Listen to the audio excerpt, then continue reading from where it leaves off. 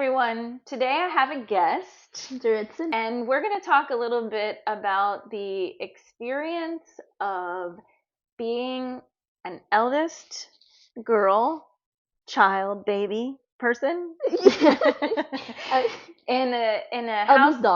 Eldest daughter. Yeah. Okay, we go with eldest daughter of a family from the Dominican Republic. The Dominican Republic. In terms of what is that experience like, and part of my interest and concern has to do with two things actually. One around what's happening with immigration right now, and to give some depth and perspective to what people might be experiencing, especially once they get settled, and then, or hopefully get settled, and to give some, I don't know, to give some body to that conversation in a way that I don't think really is out there in the media. And then for me, I did write a piece once on what happens when children are not attached quickly to their parents when they do come into the United States. And I think that's a real risk for the health of the child. So I'm excited to give voice to this experience of being a family who identifies as immigrants, and what it's like. What's that like, and what is the stress or the demands and also the joys of being in that atmosphere in the United States today. So to that end, maybe you can just introduce your context and a little bit of your past for the audience. Okay, well, my dad was the first person to immigrate here. He left behind my mom and my brother in pursuit of a better life because when they were living over there, it was a lot of barely making ends meet. They had my brother as teenagers, so it kind of made the situation even more complicated. And there was just no way out of their current situation unless you were in politics, or it's a situation of it's who you know and how you're able to get out of it. And a lot of the times, you do end up in corruption. So he decided to immigrate here. I think he was about 25 years old. My mom followed about 11 months later, leaving my brother behind. They knew they wanted to expand their family, have more kids, and when they were once able to bring my brother, they had me. But when they had me, their whole legal situation still hadn't been figured out. So a lot of my childhood was dealing with that, and as a kid, I was always super aware of what was going on. And when you think your kids are playing, they're probably listening, because I was always listening to what everyone was talking about. Which made me nervous. So, um, my mom's family, they immigrated here too. Most of my dad's family is still over there. There's just a few cousins. I was aware of their situations as well, so it was kind of like I was the first person to even be born here in my entire family.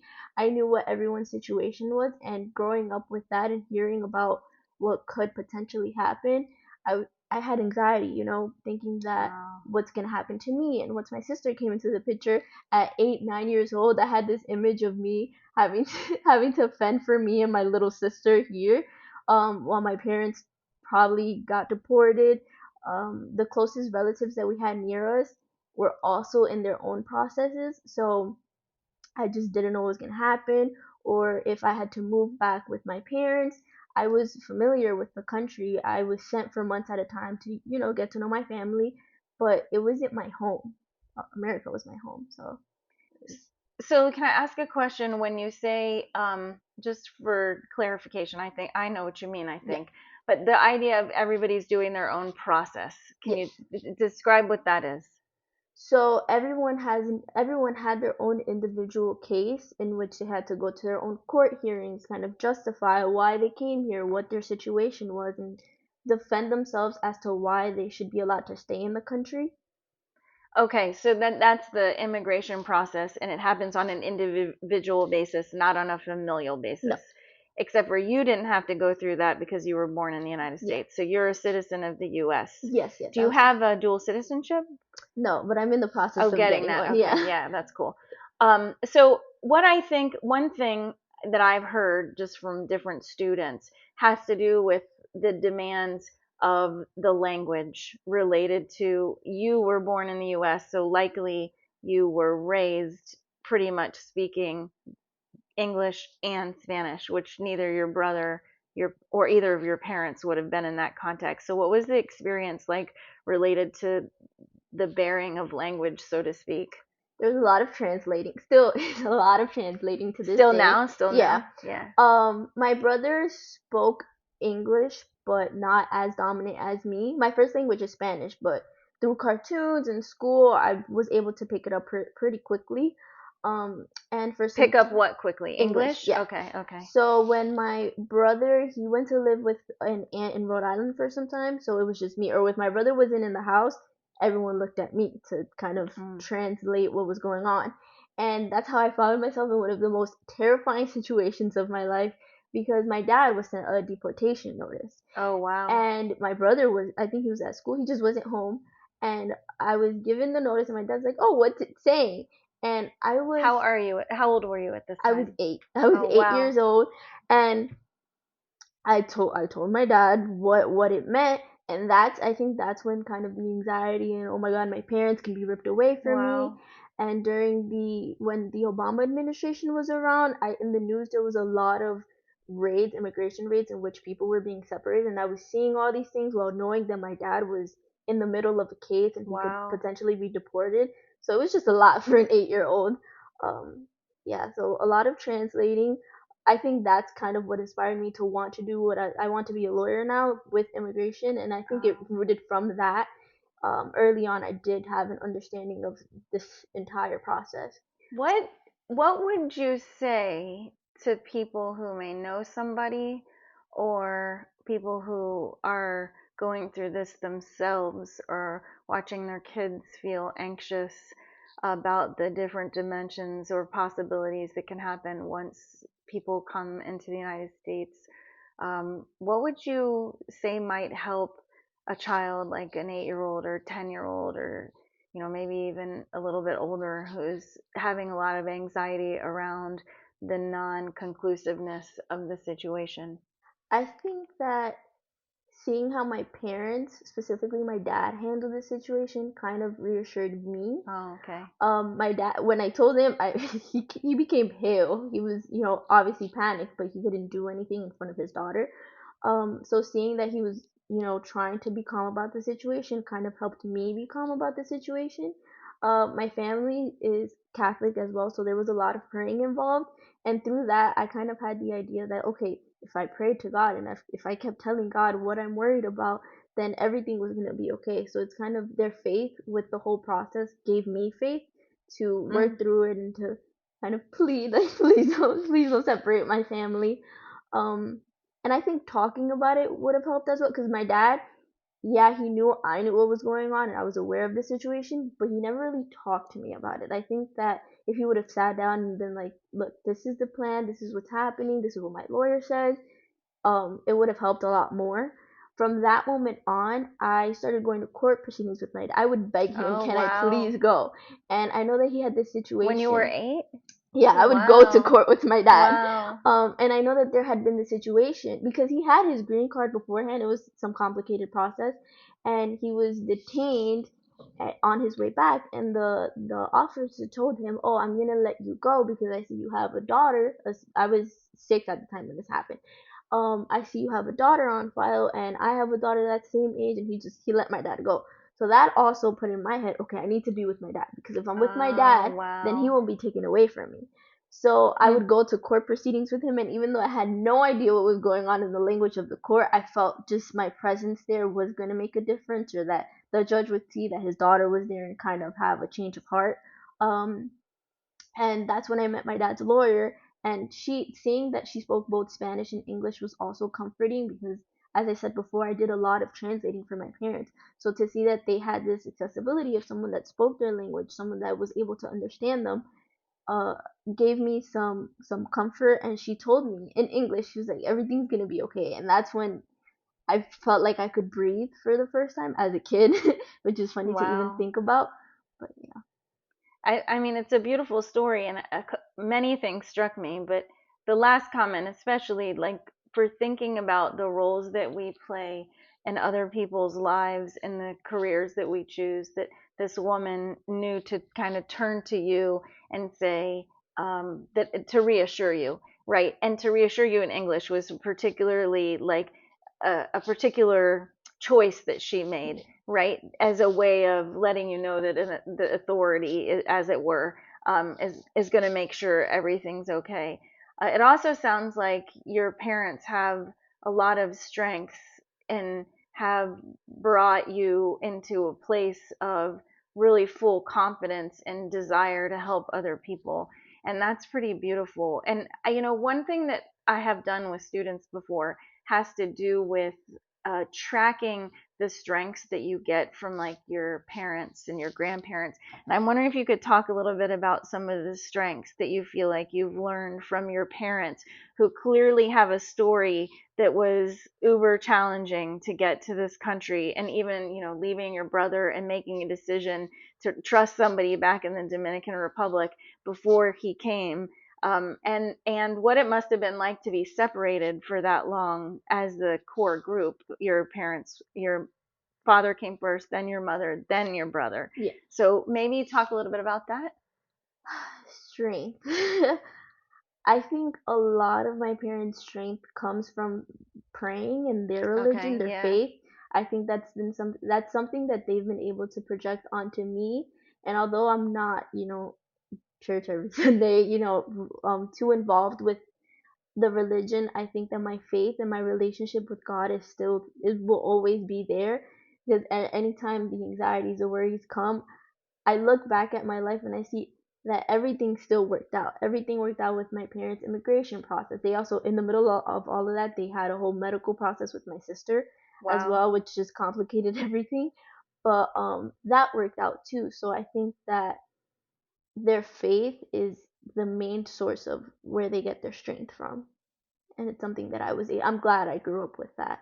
So you're talking about the role of faith in God in being a resource, really, for your family, and then that being a resource that you used brings to mind your project that you did for my class on scripture and trauma. And could you talk just a little bit about that project and what it did and what it offered the community of immigrants that you addressed in the project? So what I did for my project was a podcast. Like I said, a lot of my family members are all of my family members, I'm sorry, are immigrants. So I was able to interview someone about their experience about actually crossing over to the Hmm. side and what they envisioned for themselves when they were crossing over, what they had to go through, because I think that's something that's heavily overlooked.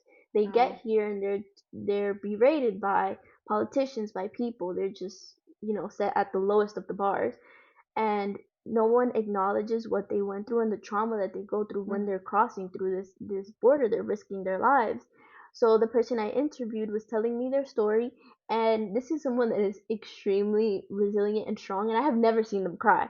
So to see Hmm. this, them open up about this side of themselves that I think they kind of pushed away, brought awareness to even me, because I knew the process. I knew, yeah, it was hard, but I didn't think it was like, whoa, I've never crying from this person was, shocking to me. The process of them crossing over and looking for a better life needs to be talked about more, not just for the comfort that they can find in seeing that there are other people that have gone through the process or are going Hmm. through the process, Oh, that's a to good kind of point. provide them hope, but also to give them a voice, to see those of us that have had the privilege to be born here, to not even know the difference between a green card and citizenship, to know that they have they have risked their lives just to have, or just for the possibility of having what we have and what we have from birth.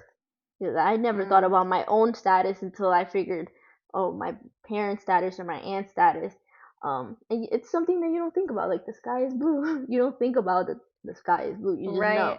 So when you're born into a family that doesn't have immigrants, you're kind of blind to that side of society, especially with how prevalent it is now. People are very easy to categorize or to form these prejudices, Prejudices, yeah. yeah, Do you prejudices. see people doing that, like in your daily life, or do you mean like people on the news or like what's communicated politically?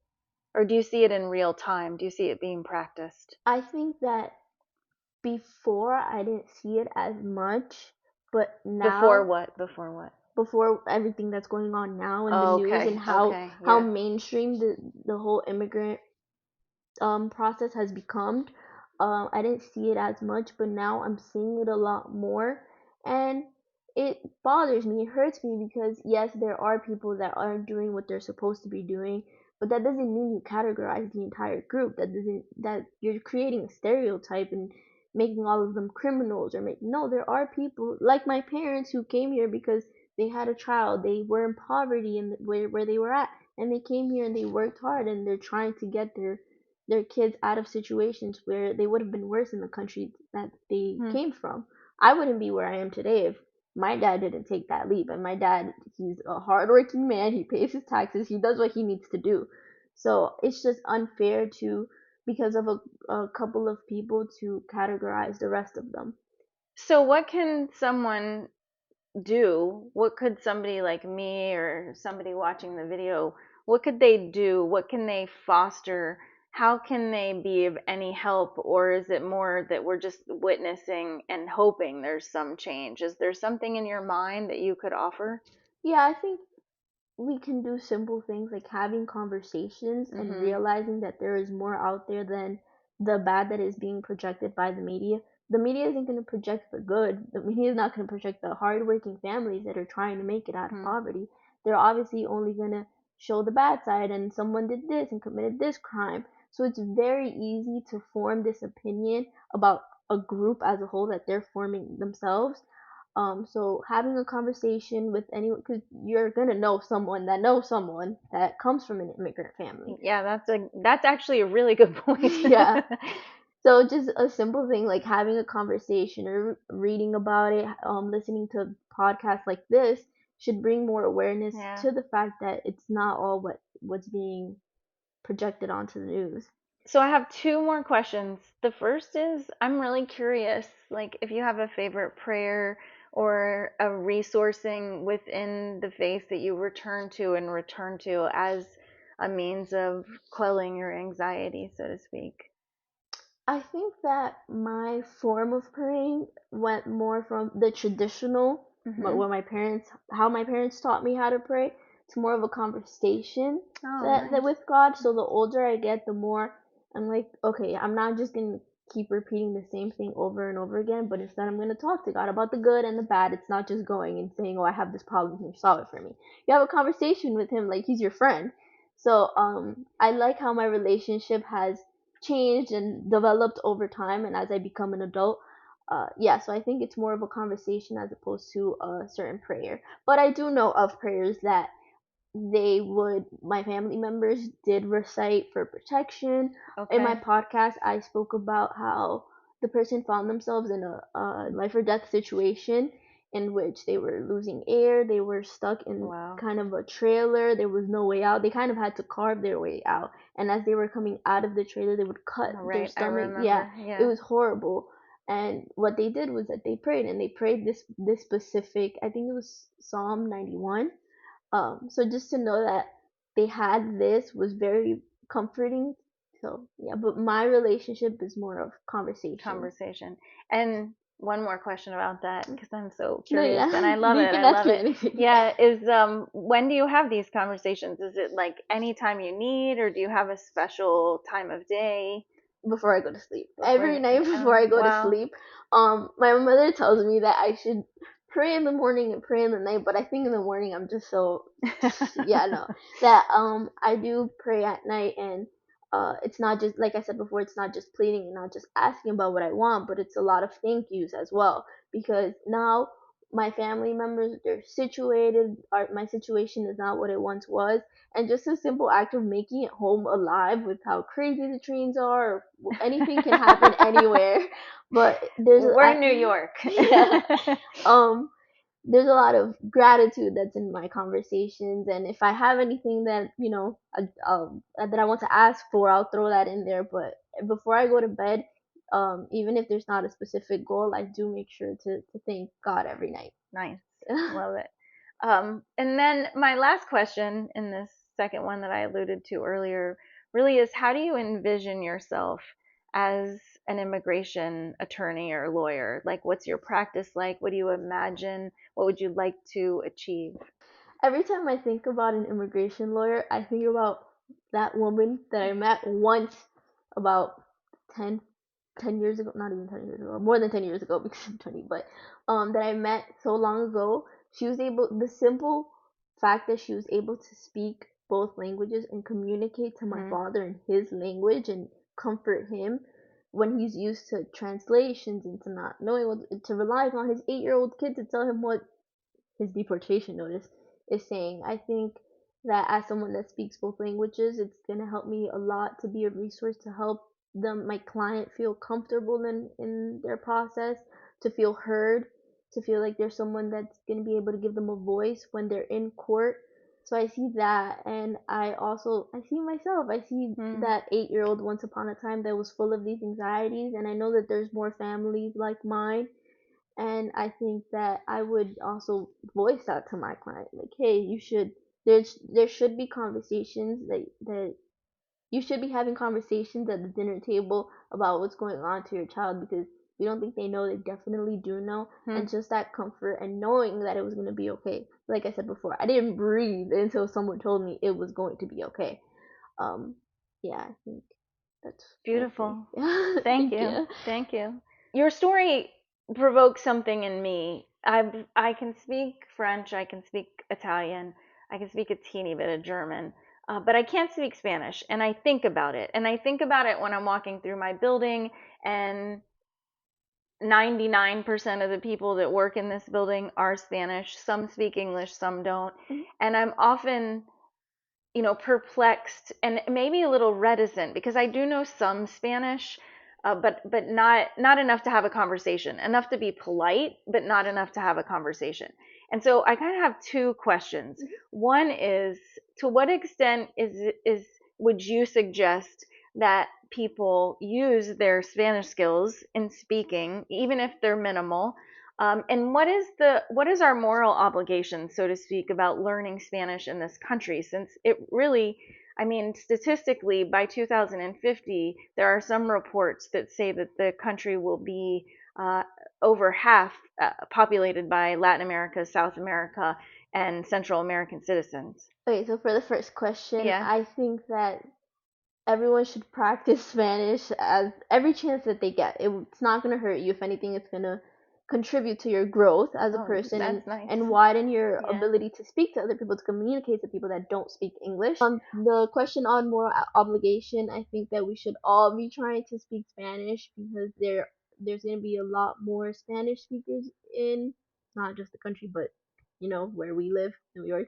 Yeah, Um, that's a good point. Yeah. so yeah, so there's gonna be more Spanish speakers in our particular city, but they come here and they're expected to learn English, and it's not always easy. Mm. I say that from personal experience, because I've tried to teach my mother English. She's taken courses, she's been to classes, and it just doesn't come easily to her, and it's a struggle. And she's trying. They come here and they try to acclimate to our culture, to our language, but I don't think we hurt ourselves in trying to kind of Yeah. find at least a middle ground. It's unfair that when my mom goes to her doctor's appointments, I have to go with her, because sometimes the doctor doesn't speak Spanish or the receptionist doesn't speak Spanish, and it's so hard for her to communicate. Not because she's not trying, because she's been trying for as long as I've been alive, but it just doesn't come easy to everyone like it came to me, but that's because I was a child. A lot of them come here as adults, and the older you get, the harder it is to Yeah. pick up Yeah. another language. And if you don't know a Spanish speaker, it's hard to practice another language. So, yeah, I think that we should all at least try. We're not going to lose anything in trying. And I know a lot of people that immigrate here try to learn English. Well, it's been a pleasure to have you today. Thank Thank you you for so having much. me. No, I think that you offered some really valuable insights, not only for people to take a perspective on the political situation, but also to think about the way that they practice their faith. And then also this idea of thinking about utilizing Spanish. So thank you. Thank you for Thank you. having Thank me. you. Yeah.